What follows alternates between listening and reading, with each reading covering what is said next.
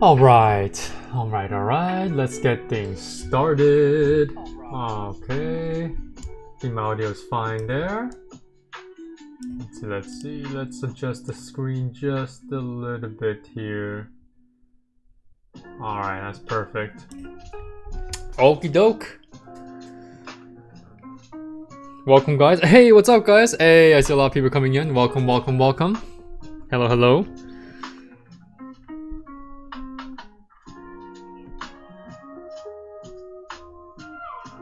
Alright, so let's begin right away. Since I am kind of a little late for the stream here. But hey, what's up, man? What's up? Hello, do nothing. Hello, guys. Welcome. If you guys are just coming in now, you don't have to worry about anything. It just began. Just make sure you guys hit that like button down below. Smash the like button down below. That's all you need to do. Alright, so as seen in the title of the stream, and also for if you guys did read the description box, so you guys should always read the description box for any of my videos or any of the live streams. We're gonna be talking about what's happening with the markets, right? So I'm just gonna give you guys a summation of what I told my CFO Swing on Watch readers and all my private members of the CFO Discord community, what I've been telling them for the past couple of months. Okay, so I'm just gonna give you guys the very quick summary and kind of a general summation of everything. Right, so basically in the markets, we've been kind of moving upwards into a huge amount of market risks that the market was not pricing in just yet.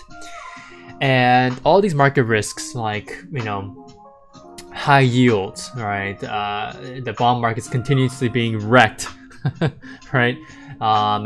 Inflation still being very stubborn, and now we're seeing official inflation popping up again. Core inflationary data that was being stubborn has officially moved up higher for the month of January. And we also have this problem with tariffs that are not going to be looking too good for the overall economy, as it was in 2018 to 2019 during that trade war, which also continued on to 2020 and eventually 2021 and 2022. So the effects continued, if you guys didn't know that. People are now officially scared about what's going to be happening with the economy as well, and with inflation. So on top of all that, we also have these viruses going rampant. We have the H5N1 avian bird flu that has a lot of people on alert, a lot of scientists on alert, a lot of immunologists as well, infection diseases experts. They're very worried about this bird flu ever since we've had all these different viruses just popping up into this cold season that set in across the nation. And so these market risks are basically have not been really priced in until now. Well, it's not fully priced in, but we'll get into the details of that. But what we're seeing here is now the markets are finally moving kind of in accordance with the usual seasonality trend, right? And what I mean by that is, well, we tend to see some pretty large relative weakness in the overall markets from mid-February all the way up into right before the beginning of summer, right? So possibly even up into I would say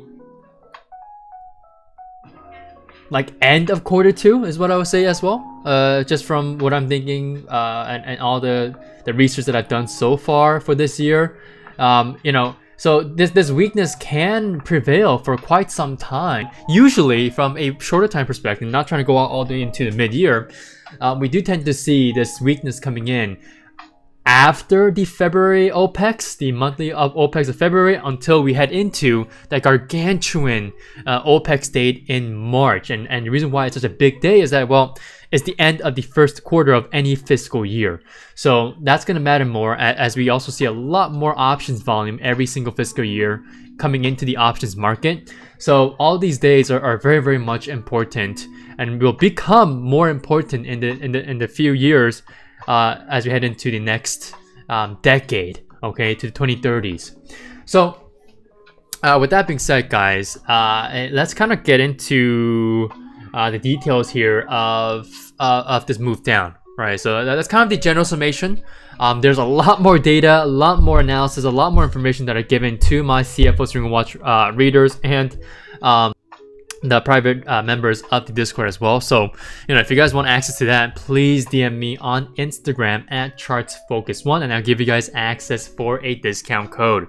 Right? So, so far I've been absolutely correct with this move down so far. After the OPEX, post OPEX, well, even during OPEX, we had this massive move down as we saw this kind of accumulation of this quote-unquote energy in the markets, where all these market risks are finally beginning to take shape into a bearish sentiment in the overall markets. And we even knew that retail and institutions were starting to protect themselves, right?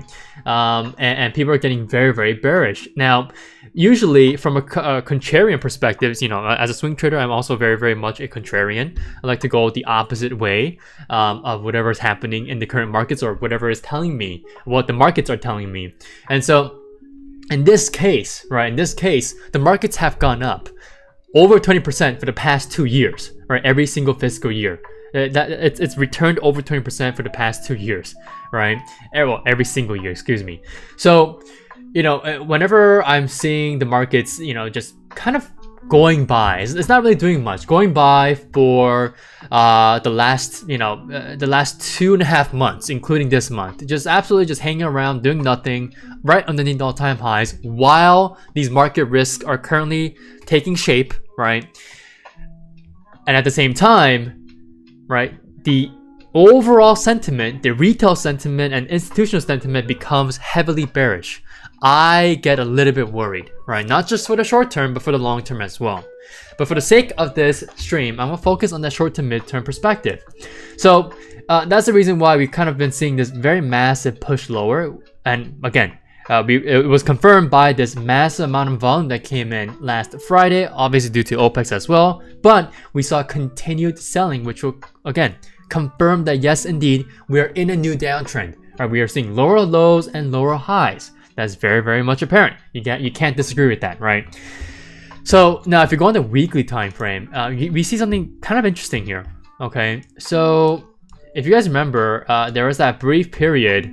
Well, it wasn't brief. It was kind of a painful period of around 4 to 5 weeks, where we saw this move down from early December all the up into the beginning of this year. And so if you go from the highs of this weekly candlestick all the way down to the lows that we saw here, right? We saw a general correction of about 5.50% in the markets. And so that's considered a correction. That's a correctional move, right? Again, a textbook correction range from a percentage perspective is from 5% to 10%. Always remember that, guys. I've always stated this fact, this textbook definition of a correction, so always remember that. Now, if you go from, okay, so remember this, from early December, well, I would say just the beginning of December here, all the way up into the beginning of this year, we had a 5.50% correction. And then we had a very, very volatile move back up higher. That's good and all. But now, if you go from the current all-time highs, where we began this initial downtrend from last week, all the way up into this week so far, we've already had a move lower of nearly 4% from the current all-time highs all the way to the current lows that we've had, which was made today. All right, the new low was printed today. Now, if you're talking about, where's this new low, right? If you're asking me that, well, there's a new low this week because we've broken past the low that was made 3 weeks ago, right? 1, 2, 3 weeks ago. And we've broken past all the lows that we made even before that, other than the low that we saw right here during the end of the previous correctional move of 5.50% to the downside. So to me, this kind of screams at me saying, hey, we may be seeing something very, very similar. We might be seeing not just a straight move down to retest the previous lows that we've seen here, but we're most likely going to see some very, very volatile and violent moves up and down as we steadily go lower. So that's the short to mid-term perspective that I really want to show you guys tonight. And so now that's the short to mid-term perspective, as I've stated before I really began to stream here. But I want to now segue into the longer term perspective. All right, so now before I go into the details here, and the reason why I want to go into the longer term perspective is that, well, under the hood of the markets, there is something going on, and that's the title of the stream, right? Something big is coming, and I truly believe that because of the signs that we're seeing from both the equity markets, bond markets, and the crypto markets for the last couple of weeks, or I would say I should say last couple of months actually, and all the other plethora of data that I provided to my CFO Stream and Watch readers and the private CFO Discord members as well. So let me drink some water here. Had to quench my thirst before I give you guys this harrowing information. Just kidding, guys. It's not that bad. But, you know, from a longer term perspective, I've always told you guys that, hey, if we were to have a large correctional move this year, I would expect the markets to come all the way back down to around 540. I mean, this just makes sense, 540. All right, I've always said 540 will most likely going to be a major area or major level to be looking out for in the near-term future if we have a correction. Now, of course, I'm not just going to be stubborn and say, hey, I'm going to keep my 540 stock price target for a potential correction. Because again, ever since I made that statement, I think that was like late last year, I think Q3 maybe? Yeah, around late Q3 of last year is when I made that statement. Obviously the markets have continued to go up, and we continue to play with the markets in that trend. Because you know, we can't be stubborn as well in that perspective and just say, hey, we should be short right now. But we gotta follow the trend, right? Yeah, that'll be a very idiotic thing to do. So if I transfer that type of thinking to right now, I would also need to adjust my 540 price target, right? Because if I go from the current all-time highs all the way down to 540, I mean that's a 12% correction, right? I mean, that's gonna be something to be really worried about, because I can slide into and snowball into an actual market crash, right, to 20%. So whenever we reach or go past a 10% correction, we are opening the doors for more relative weakness, more bearish momentum and sentiment to eventually turn into a negative 20% market crash, right?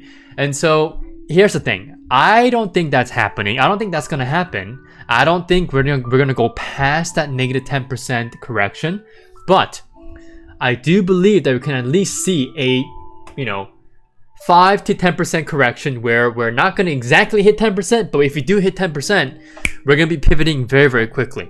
All right. And again, that does not mean I'm bullish right now, right? I'm not saying I'm bullish currently. Again, this is the long-term perspective that I'm talking about. I just finished up with the short to mid-term perspective. And again, I just gave you guys all of that general information and data as to the why I am, of me being kind of bearish for the short to mid-term perspective, but this is for the longer term perspective, right? So if I go from, let's even say 8%, right? 8% is right here. Okay, that's gonna be around 565 to 564 for the overall markets, and we would also be hitting the weekly 50 SMA, which we have not retested ever since we made this large breakout back at the lows of 2023. All right, so it's been a long time coming if you do come back down to retest this weekly 50 SMA. But from a longer term perspective, right, we are kind of nearing this this kind of a danger point with the weekly 10 and weekly 21 SMAs as well from this longer term higher time frame perspective. Because if I take away the candlesticks here, okay, let me hide the candlesticks, and let me even hide my analysis there. The weekly 10 is getting pretty close, dangerously close is what I would say from my perspective and what I know about my SMAs that I've been using for almost a decade now. This is turning to be a kind of a dangerous spot here, because if the weekly 21 SMA continues to rise up higher and gets very close to the weekly 10 here, it's not going to be looking too good, because at that point, I would assume that the price will continue to move down, and if there is a crossover, if we do see a convergence point of the weekly 21 and the weekly 10 SMA, there's most likely going to be that bearish crossover, that SMA crossover, where the weekly 10 crosses below the weekly 21, and bam, we're going to be having a new downtrend on our hands for the mid to long term perspective, since we're looking at the weekly time frame. And that weekly time frame perspective is giving us a potential target to retest the next major area of SMA support at the weekly 50 SMA shown here, which is currently still rising to meet up with the price. So at some point, I'm going to be expecting some sort of a larger move down in the long-term perspective to retest with this weekly 50 SMA, right? And again, I'm not expecting a waterfall unless there is that black swan event that we saw in 2020, when we also saw market risks piling up all the way up into February OPEX of 2020, and then we had that massive news of COVID-19 and economies around the world just turning off, right? Literally turning off, right? The manufacturing sector, the service, everything was, there was nothing going on, right? If you guys remember, right? Everything was shut down. And so unless we have a black swan event, maybe that's caused by the bird flu, who knows? I'm just speculating here at this point. Then we could see that massive waterfall down in the longer term perspective, and we can continue to even break below the weekly 50 SMA. But I'm not seeing that just yet. I'm not seeing a black swan event, right? I'm not seeing a black swan event just as of that yet, right?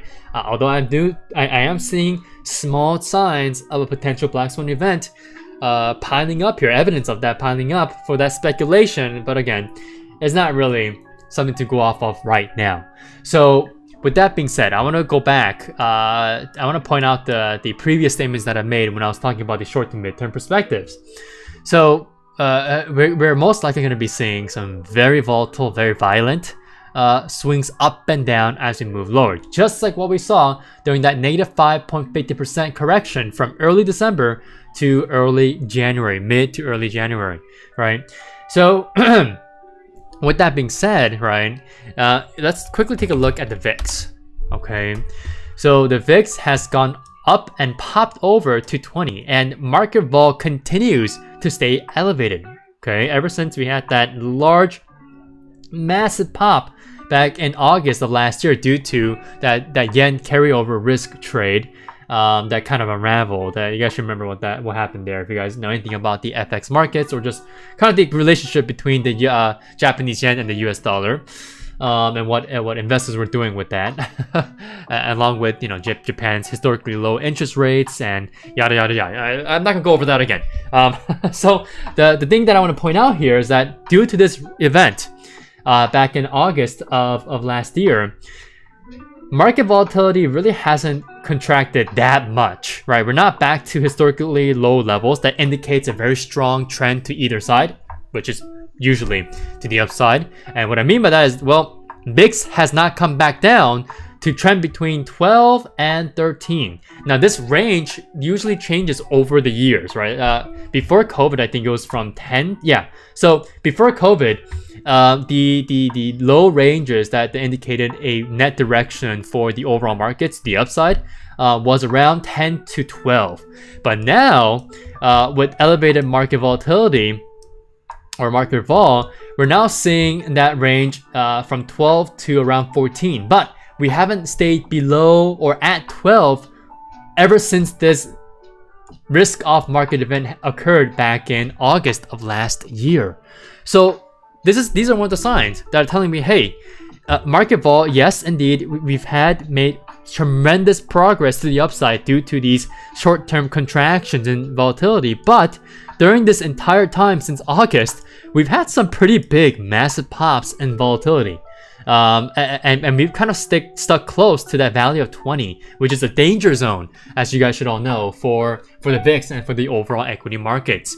So this week, we've also hit that value of 20, which is indicating that, hey, we're nearing a correctional territory again for the overall markets, and we should be looking to have some risk-off trading, or at the very least become very defensive in our trading positions. And that is indeed what we have done so far since we began to look at biotechs. You guys can take a look at the most recently uploaded video on my channel here, which was the then private but now public CFO Swinger Watch Report technical analysis video. So it's just a small insight into the world of our report here. So if you guys want to take a look at that video, please take a look at that video once the stream is done. It's live right now. It's uploaded on my channel. It's the very first video that you will see, other than this replay of the stream that will be up once the stream is done. So again, this is something that you guys should watch again, because it's gonna be it's interesting. Okay, you guys will see how I pretty much predicted SPY's movement to a T as well, right? And what I mean by that as well, I'll just explain to you guys here right now. So with that, all that being said about the VIX and everything that I've seen so far regarding the trend as well that we've seen in early December to early January, it's gonna be most likely gonna be a very volatile ride down, giving us that potential -5 to 10% correction. Who knows? Maybe we can even break below the lows here. But we have specific levels that we can be looking out for. So first of all, I highlighted the $600 level, the psychological whole number level, very obvious level. And then if we broke below this, then we would have to retest 585. But before that, we would have to retest 592, which is exactly what we did. And we had that very nice pivot off of 592, giving us a nice close over this level. Now, this is also closing above, well, not exactly, but 1 cent away from the weekly 21 SMA, because the weekly 21 SMA closed at 594.23, and then today's closing price was 594.24. So again, 1 cent difference. So it was just shy of closing right above the weekly 21 SMA, but I'm not too optimistic on that, since again, it was pretty much a weak close, even just on a weekly perspective, even though yes, the week is still young. Okay, we have yet to reach midweek tomorrow, and also we have that massive nvda earnings coming up too, so who knows what will happen here. But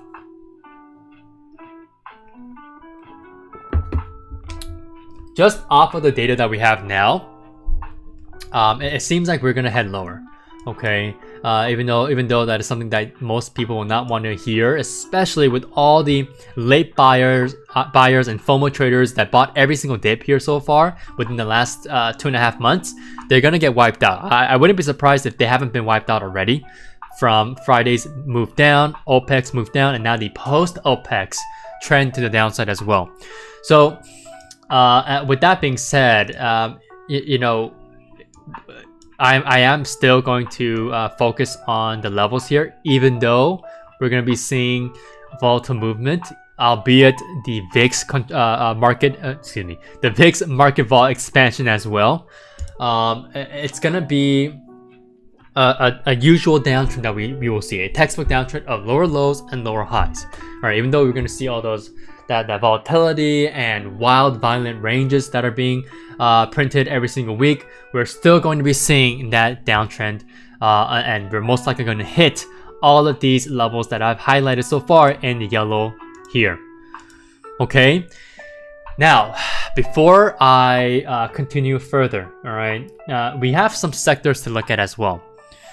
Okay, I want you guys, actually I really want you guys to take a look at the then private but now public CFO Swinger Watch Report technical analysis video, because I specifically go over two sectors, XLP and XLY. Okay, so XLP is the consumer staple sector, here it is, and XLY is the consumer discretionary sector, and these two are moving in inverse directions, right? XLY, consumer discretionary, or basically the non-essentials, are moving down, while XLP is having one of the greatest reversals for the past couple of weeks, and hitting, well, almost hitting the previous highs here. I believe it's the all-time high here as well.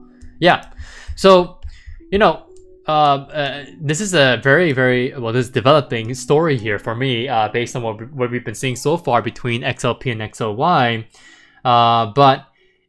This is telling me that the economy is actually starting to react off of what the overall consumers are fearing. And even today's consumer confidence was absolutely in the gutter. And we haven't been seeing such low consumer confidence in the most recent reports.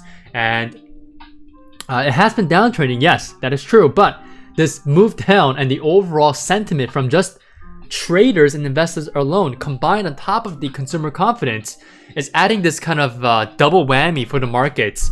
And you can also see it in individual sectors, right? The markets are telling us a story here that no one seems to be paying attention, right? And so XLP here has been having a massive move up since late January, and XLY has been just doing its own thing and distributing the entire move up that it had all the way up into late last year. And now it's officially started a new downtrend, right? After giving us a very sideways descending double top.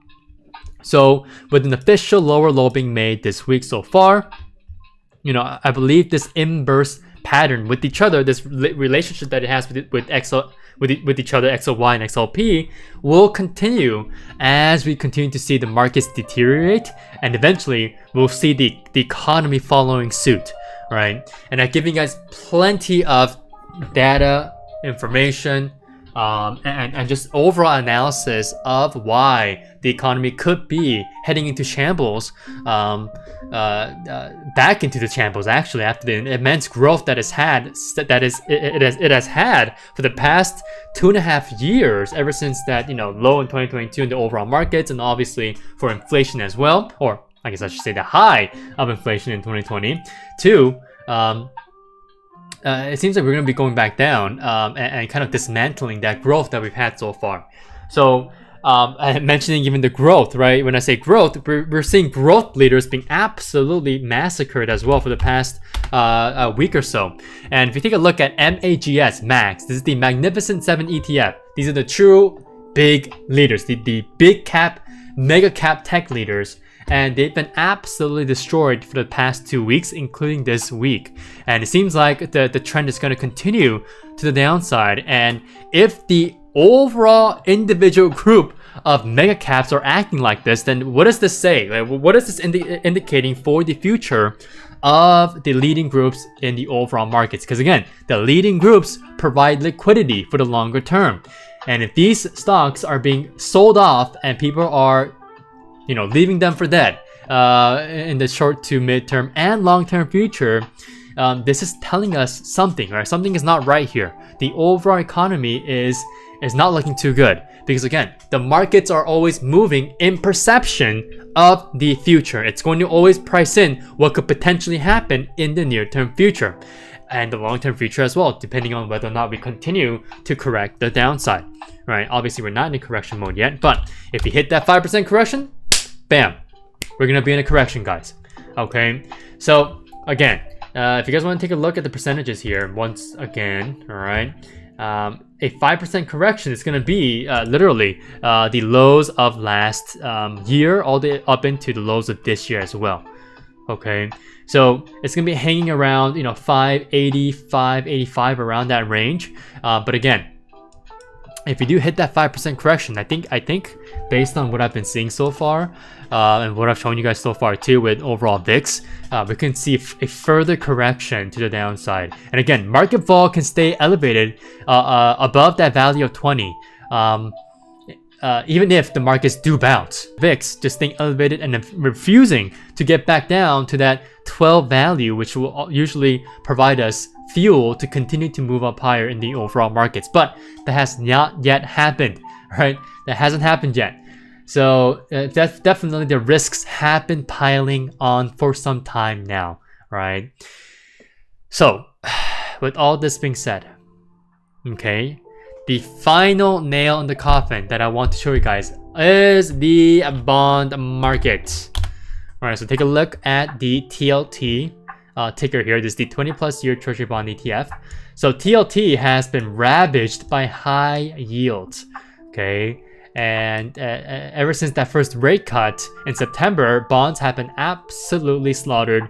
It has come all the way back down to the lows of 2023. Now, based on the data that we have so far and the current price action from the overall markets, this might just be a foreshadow of what we could be seeing in the overall equity markets. Maybe the bond markets were telling us something is happening from August to September, and once that official rate cut occurred in 2024 and this absolutely smashed down, maybe something is happening, and this is something that could be foreshadowing of what could occur in the overall market. Now, I'm not saying we're going to crash all the way back down to the October lows of 2023 in the overall markets, but again, a correction could occur, and it could be a 5 to 10% correction. I'm not going to be expecting a market crash, but if we do see a 5 to 10% correction, we should also be seeing a very violent reversal or pivot back to the upside as well, right? That's just what I'm seeing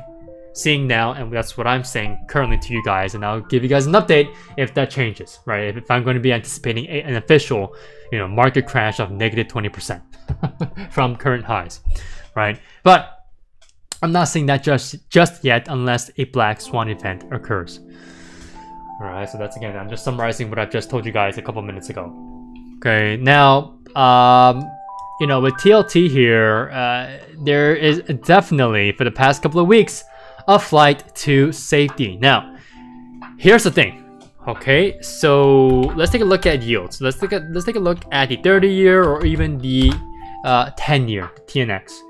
So the yields are still very, very much elevated, right? It's not like the yields have come back down to the lows that it saw in September, which is, again, were the highs for the bond prices here.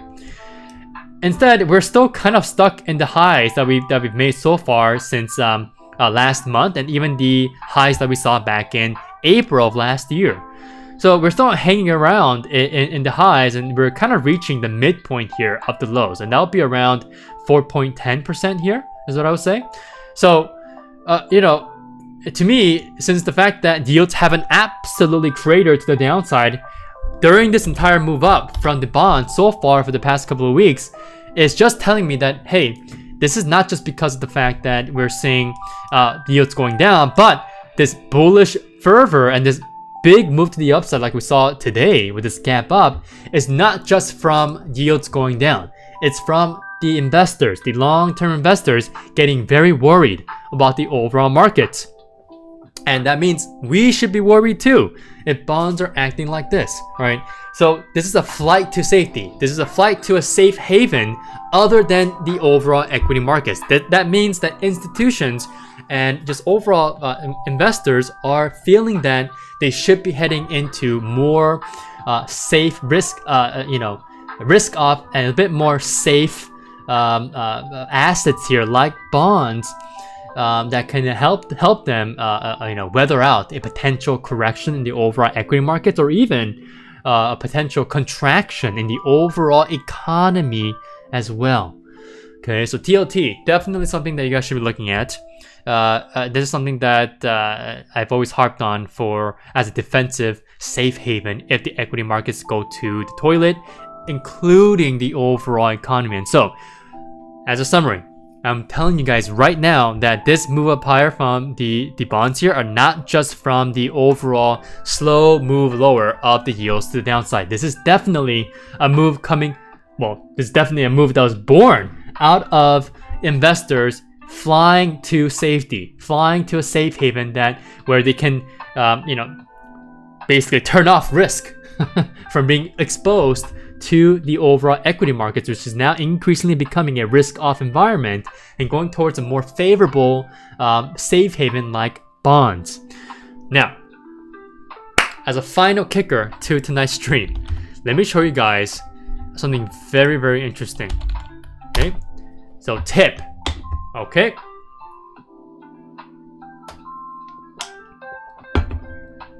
Now, if you guys have never heard of ticker symbol TIP or the TIPS bond ETF, this is the official inflation protected bond.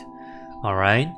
And look at how much we've been moving up so far. And we've officially made a higher high today as well compared to the high that we saw back in December. So if you guys remember, when the election was, what the election results were announced, I told you guys that, hey, inflation is most likely going to pop back up higher. I don't know when, but we're going to be seeing that possibly into next year, and we should be focusing on TIP, right? This TIPS bond, and we should be following the price action if inflation comes back. Okay, especially when we start to see core inflationary data, which again has been flatlining, which is why I was stubborn, and what the Federal Reserve have always mentioned, being stubborn about the core inflationary data. It was flatlining, but now we're actually seeing a curve up higher, right? Due to tariffs and other economic factors that are pricing into this sudden pop in inflation, right? So, you know, with TIP here, which I mentioned back in post-election, so around here, okay, it has officially made a very, very nice inverted cup and handle during the entire time period where we saw this kind of people being, you know, not really thinking about protecting themselves as of yet, because that post-election hype was still on, and people were like, oh yes, let's get into the more risk on assets like mega caps, right? And people were continuously buying and buying and buying these leaders, and they completely said no thank you to TIP, right? There's no need to worry. But now, ever since you know, January began, we saw a shift in character here, and I've been seeing some more and more of that uncertainty and fear coming in as this current administration began to talk more about terrorists and cutting ties with our neighbors, and officially trying to undo decades worth of trade agreements, open trade agreements that most of the modern world has grown into, right? This is what we are doing, right? The open trade policies. And so this brought on kind of this fear and uncertainty around January. And this is when we began to see TIP actually have a change in character. And I noticed this as well back in January. And so TIP continued to move up higher. And again, this is obviously a little bit biased too, because I have to reveal to you guys that I do have a position in TIP ever since 107, right? That was my official entry point. So back in late January. So TIP has now really caught itself a nice bullish wind with higher highs and higher lows. And with the official report of January's inflationary data coming in, this one had a huge amount of volume coming in as well. A lot of inflows that I've noticed as well for the past couple of weeks. And so it has officially broken out today, well, I should say that yesterday, out of this very nice, kind of odd looking inverted head and shoulders chart pattern. And again, the markets, this is not just coming from the equity markets. This is not just one layer of evidence that we're seeing something going on under the hood of the overall markets. Excuse me, guys. This is also coming from the overall bond markets. That is the main point that I'm trying to make here, guys. Okay, that we are nearing something very, very important. I don't know what it is. I don't know if it's a black swan event that could completely confirm what I'm seeing from the markets, but this is something that you guys have to look at, right? I've been talking about this since last year for months and months and months, especially after the election as well, because I knew the markets were going to show me something, and it's finally showing us that, hey, something is happening under the hood. The markets are acting a bit more bearishly and completely opposite to what most investors, and especially what Wall Street was anticipating. Because if I remember, back in December and November, Wall Street was very, very optimistic heading into this year. But now that sentiment and perspectives are changing, slowly changing. I believe that I know that institutions in Wall Street are definitely looking at the same signals that I am looking at, and this is something that you guys should be concerned at as well. Very much concerned, because something under the hood is happening with the overall markets. Does that make sense, guys?